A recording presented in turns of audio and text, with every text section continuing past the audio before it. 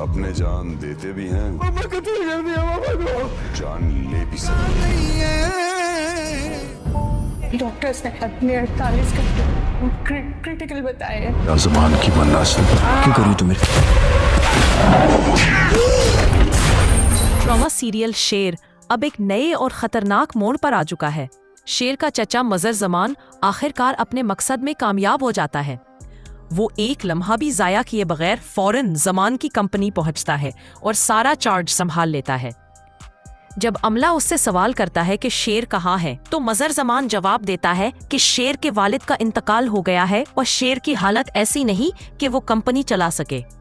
इसीलिए हम सब ने फैसला किया है कि अब कंपनी की जिम्मेदारी हमारे हाथों में होगी।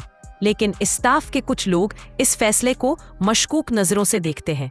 वो कहते हैं कि जिस तरह से सब कुछ अचानक हुआ है, लगता है ये सब एक बड़ी साजिश का नतीजा है। शायद शेर और उसके वालिद को जानबूझकर रास्ते से हटाया गया हो। इनमें से एक मुलाजिम खुलकर कह देता है कि सारी साजिश हमारी आंखों के सामने हुई है, लेकिन हम कुछ कह नहीं सकते क्योंकि अब कंपनी का कंट्रोल उन्हीं लोगों के हाथ में है। इसी दौरान फहद ये बात सुन लेता है और फौरन इस मुलाजिम को निकाल देता है, जिसके बाद बाकी अमला खौफजदा होकर चुप हो जाता है। उधर मजर जमान शेर के वालिद के ऑफिस में बैठकर खुशी से निहाल होता है और कहता है, बरसों से मैंने इस कुर्सी पर बैठने का ख्वाब देखा है। अब ये कंपनी और सब कुछ मेरा है। अब मुझे कोई नहीं रोक सकता। अब सिर्फ मेरा राज होगा और मेरे बेटे भी सुकून की जिंदगी गुजारेंगे। लेकिन दूसरी तरफ शेर की हालत तेजी से खराब होती जा रही है। मजर जमान ने इसे इतनी खतरनाक दवाओं के जेरे असर रखा होता है कि वो मुकम्मल तौर पर अपना जहनी तवाजुन खो बैठता है। इसी का फायदा उठाते हुए मजर जमान न सिर्फ शेर को पागल करार देता है, बल्कि इस पर डॉक्टर पर हमला करने का इल्जाम भी लगा देता है। असल में हुआ ये था कि जब शेर को दवा दी जा रही होती है, वो अचानक होश में आता है और अपनी जान बचाने के लिए डॉक्टर पर हमला कर देता है। मजर जमान इस वाक़े को इस्तेमाल करता है और शेर को पागल खाने यानी मेंटल अस्पताल मुंतकिल करवा देता है।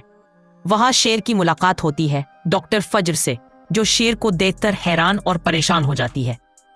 फजर कहती है, शेर तो बिल्कुल ठीक था, 2 दिन में उसे आखिर क्या हो गया?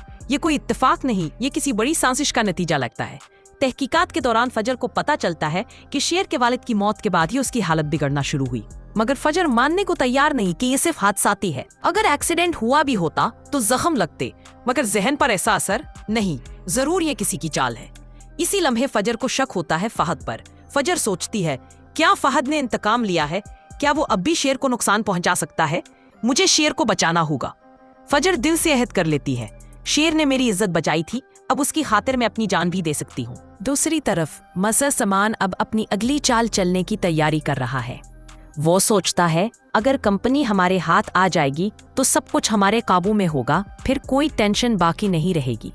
अब सवाल ये है, क्या मजर जमान अपने बेटे की बात मानकर शेर की जान लेने तक चला जाएगा, या डॉक्टर फजर शेर को बचाने में कामयाब हो जाएगी? क्या फहद फिर से कोई वार करेगा और क्या शेर दोबारा अपने दुश्मनों से बदला ले सकेगा? जानने के लिए हमारे चैनल को सब्सक्राइब करना ना भूलें। अगर वीडियो पसंद आई हो तो लाइक और कमेंट जरूर करें। शुक्रिया।